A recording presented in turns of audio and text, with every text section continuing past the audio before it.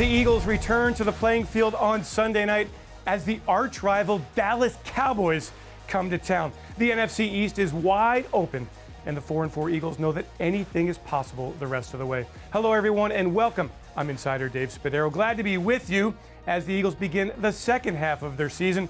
Very exciting times here at the NovaCare Complex. The team acquired wide receiver Golden Tate last week. He'll make an instant impact in this offense. Some injured players are working their way back to the field, and the Eagles are going to find out here what this team is all about. What we're all about is having a great show for you. We'll take a look back at that big win against the tough, physical Jacksonville Jaguars in the Eagles' first ever regular season game in London. But let's start the show with an inspiring story. Chester High School head football coach LaDontay Bell has turned an unspeakable tragedy into a positive message of hope and encouragement, one that we can all follow in this road to victory. A Delaware County 16-year-old student shot and killed while walking to school. His name was Zion Abdullah, the young man who I was fortunate enough to know for his time here on earth. Police say it happened near 11th and Parker just before 8 o'clock this morning, not far from Chester High. Zion Abdullah had become the most recent life loss to the streets of Chester. But it was the way he lived and his spirit which remained that would inspire Coach LaDontay Bell to make a change for the rest of his teammates. Zion was a sweet, always playing around, good kid, good person. Football was his passion. He would go to work, come home, practice. That was about it. Zion loved sport. He was cool. He was always smiling. Wanted to be cool with everybody. He was a cool person. He actually had come to me and said, "Coach, I want to play the game of football." He would come to me and say, "Coach, I found another player for you." You know, his spirit to me was that, hey, I'm helping you get kids off the street to play this game of football. He would always come home and talk about this coach. And I was always like, "Zion, who was the coach?" He was like, "Coach Bell, Mom." Like he loved Coach Bell. Sit up with like Zion, try to act like he wanted to be the coach. The football field is where Zion saw an escape from the streets and an opportunity to recruit other kids looking for a change. But his unnecessary death brought doubt to his new teammates, who wondered if playing football at Chester High was right for them. I was lost for words. You know, it's nothing. What could I say? I was lost for words. I was hurt. I was shocked. One of his friends, after that happened to him, he just like stopped, didn't want to play no more because it was all missing Zion. But like I told him, that's not what Zion would have wanted. Well, after the phone call of Zion being murdered and gunned down, you know, we pretty much had to shut down. And it had us to really ponder, why is it that we're really doing this thing? Why are we here for the game of football? And for the players, you know, they started to write his name on the socks, on the wristband. You know, this is for Zion, that type of thing. So it affected them mentally where they stopped for a moment, but then they got back in the drive mode and said, we're gonna do this for Zion. It was at Zion's funeral where a conversation took place that would change the course of the Chester High School football program. Went to the funeral. I was there with the superintendent, Dr. Juan Arbonne, and sat right next to him, and he and I mourned together. He asked me, what do you need? I said, Doc, I need transportation for these kids. I don't think they should walk anymore. He said, don't worry about a thing, I'll make sure that happens. So what he did the next day, he told me to come to his office. He said, Coach Bell, listen, I have a set of keys for you. Let's make sure that they get home safely to and from. So I told him, I said, look, I'll be taking them to and from home. If that means I have to get home a little late, I know that they're there safely. And this is where a father's instincts take over. His love for his players outweighs anything else. He will be the one who commits to their safety when they, in return, commit to him and his program. It's the quote, to whom much is given, much is required. And when the keys had come, to my hands, it was more so, you have a key. Now you've been entrusted these young men. So here I am, day in and day out, finding ways to make sure that they get to practice safely, get home safely. Just the chance of walking in the street, not knowing where the next victim will fall. And I just want to make sure it's not one of my players. Everything bigger than football with him. You know, he treats us like we his sons, literally, sons. When he say he wants you to, he want more for you, he really want more for you. He'll put his life on the line for you to get somewhere. I feel like, you know, he really is trying to do better. He's really want them to strive and keep going. So he's trying to do everything he can do to make sure they stay on the team and they keep their grades and everything up. And even with transportation, I think that was a blessing for these children. You know, these streets are very dangerous. I have football players come to me and say, Coach, I really appreciate you. I get texts late at night. Coach, I appreciate you, love you for what you're doing. Never had a coach to do such things. And at that particular time, I get emotional. I go right into prayer, though, because it's not me. You know, it's not my doing, it's what's God doing. He's doing this through me, and I'm so appreciative for the opportunity.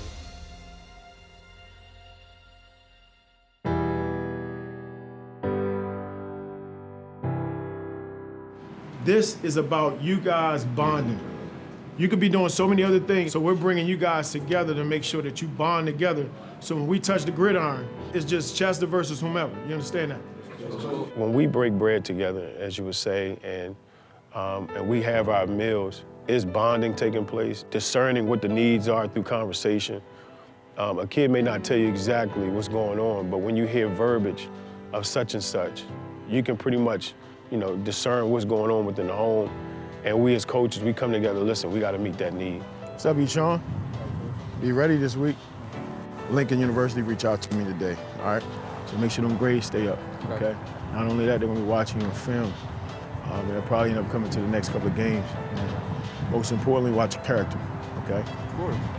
When I took on the position as head coach, the question to me was, what makes you different from any other person who wants to be the head coach of Chester High football?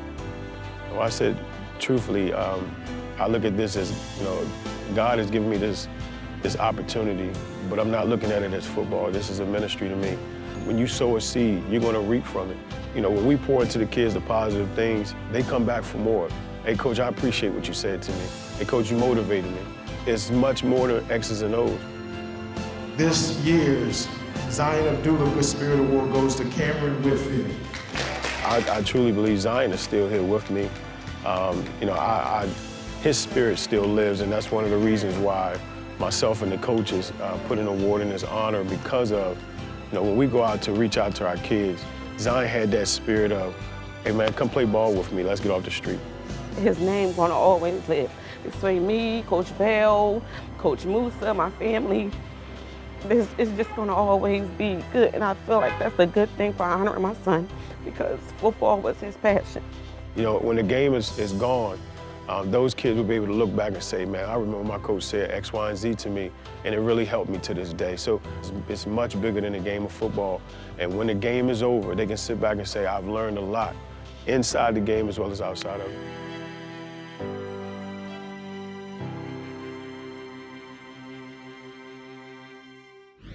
It's Dallas week, and we'll take a look back at one of the great games in the rivalry between the Eagles and the Cowboys when we return to Inside the Eagles.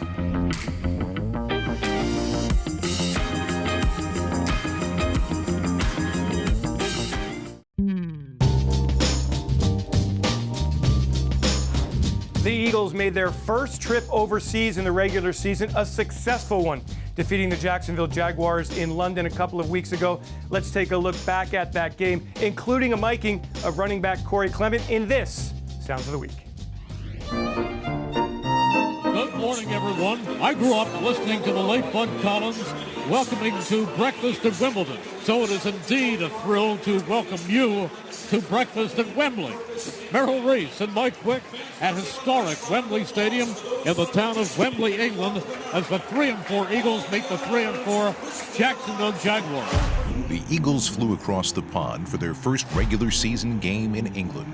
It was a battle of two teams looking to regain their dominance from 2017. And it seemed like the players, as well as the fans, were ready. Fortnite. Hey, yeah. Let's go! Hey, let's go, baby! Ah! After receiving the opening kickoff, the Eagles' offense was off to an inauspicious beginning. It's a first down in Jaguars territory. Wentz back again. He's hit. The football is loose. It's picked up by Jacksonville. And coming down the far sideline, cutting back across the 40, to the 30, to the 25, to the 23, Telvin Smith. The defense held strong after the turnover. Bortles under center. Bortles gives it off again to Hyde, and the Eagles stack him up and lose a yard. And the Jaguars will bring in the field goal unit. Ball is spotted. The kick is away, and the kick is good. 3-0 Jacksonville. The offense went back to work and found themselves turning the ball over once again. Wentz in the gun. Motion to the near side. Back goes Wentz. He steps up, firing for the end zone, and it is intercepted by Jalen Ramsey.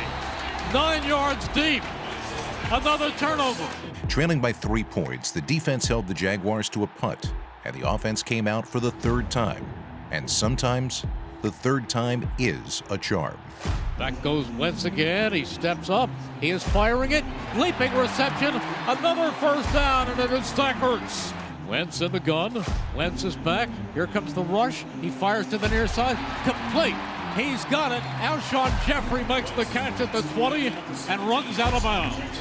This will be a 31-yarder, shorter than an extra point. Ball is spotted. The kick is up. And the kick is going to be tied at 3. After allowing another field goal, the defense found their rhythm. Bortles in the gun. He steps up. He is hit, and he is sacked back at the 10-yard line by Chris Long. Motion to the near side. Bortles fakes to Hyde. Bortles is hit. Bortles is dropped. Another sack back near midfield. They got to Bortles, and it was Jordan Hicks. Bortles takes the snap again. Here comes the rush. He lets it go over the middle. Wide open receiver, and the football comes loose from Cole. It's picked up by the Eagles. Eagles have it. Cole made the catch. The hit was made by Maddox, and they pick up the football, and it looks like Malcolm Jenkins has it. The Eagles are back in business. With time running out in the first half, the Eagles offense looked to capitalize on the turnover. Wentz in the gun again. He's back. Here comes the rush. He steps up. He's going to run. He is going to push himself forward, and he has the first down. He picks it up. Play action. Wentz running. He's looking. He is firing.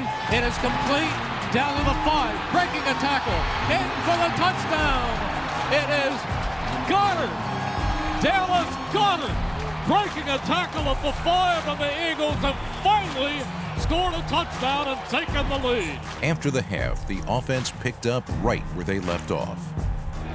Back goes Wentz. He's looking over the middle. He's got Jeffrey. He's got a first down on a slant. Wentz under center. Wentz gives it to Josh Adams. Up the middle he goes to the 30, 35, 40. And Josh Adams with the best run of the day. Wentz in the gun. Wentz back again. Here comes the rush. He swings it out to Smallwood. Smallwood's at the 35, 30, 25, 20, 15, 10, 5. Touchdown! Wendell Smallwood. He explodes. The Jaguars answered back with a touchdown by Dede Westbrook and a field goal from Josh Lambo. The Eagles had seen these leads slip away in previous weeks, and leading by 2, they would need to make a statement. Back goes Wentz. He steps up. He is looking over the middle. Complete! Penalty flag thrown as the pass is complete to Jordan Matthews. Under center is Wentz. He's got Josh Adams behind him. He gives it to Adams. Adams off the left side. He's got 5, 10, 15 yards. Make it 18 as he takes it down to the 6. Oh, Josh Adams is just playing his socks off today. Smallwood goes in motion, sets up left. Back goes Wentz. He's looking. He is firing. Complete. Touchdown. Zach Ertz. And just like that, the Eagles left Wembley with a win. There's no sweeter feeling, right? When you play together for 60 minutes and you win a football game. Give yourselves a hand, man.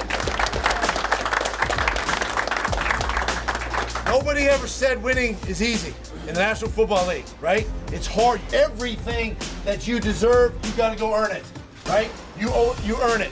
And you guys did it. The way you handled this trip, the way you handled, some of the distractions with different things that go on. That's what good teams, great teams do. I'm so proud of you guys. All three phases had a part in this football game. Hey, y'all know how hard it is to win in this league, man. So don't take that for granted. But every time we step on the field, man, if we stay together, won't nothing stop us, bro. Can nothing stop us, man. And everything that we want is right in front of us. So take your time to rest and come back ready to fight, all right? Cheerio on 3. 1, 2, 3, cheerio!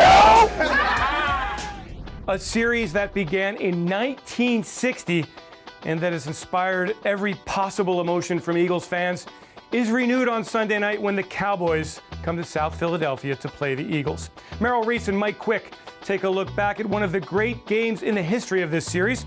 From 2003, the Eagles establishing supremacy in the NFC East. It's our old school All-22 when we return to Inside the Eagles.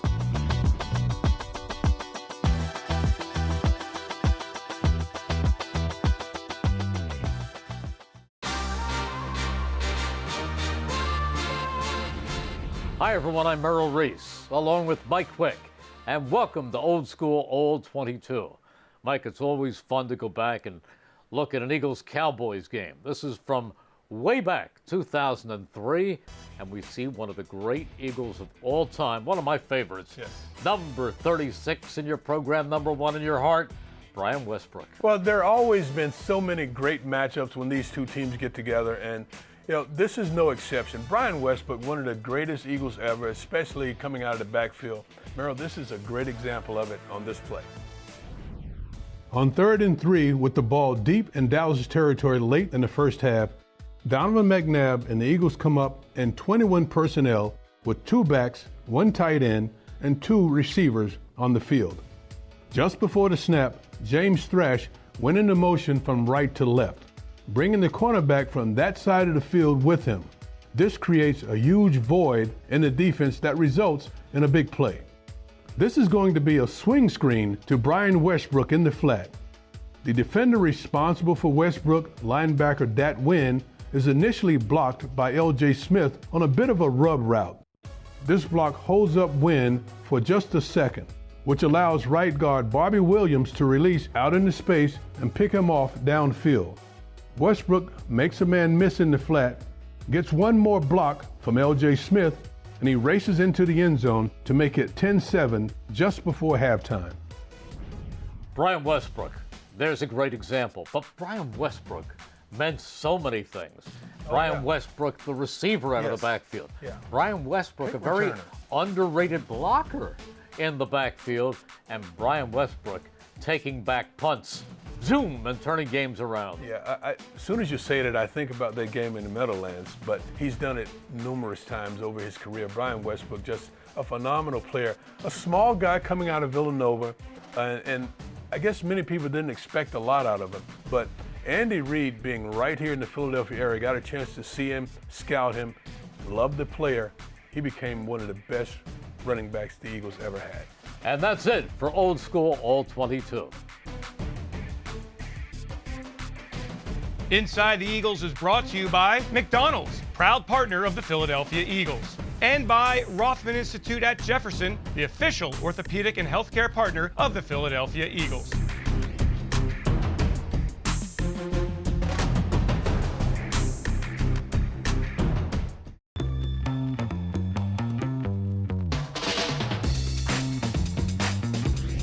Running back Josh Adams played his high school football at Central Bucks South in Warrington, Pennsylvania. He had a career at Notre Dame and is now a key member of the Eagles offense in his rookie season. He's in our spotlight now as we give you our Geico Ask an Eagle. At Zach the Boy asks, who was your favorite teacher at CB South? My favorite teacher would probably be Mrs. Poehler. She was my Titan Form teacher. She's real cool. We go way back, but she basically supported me all 3 years of high school. Well, thank you so much for joining us on Inside the Eagles. That'll do it for us tonight. The Eagles playing the Cowboys in prime time on Sunday. Make sure you're with us on PhiladelphiaEagles.com and our official app as we cover this big NFC East game from early afternoon all through the night, concluding with our Eagles Live podcast, Instant Reaction. Thanks so much for joining, everyone. Have yourselves a great Eagles weekend, and fly, Eagles, fly.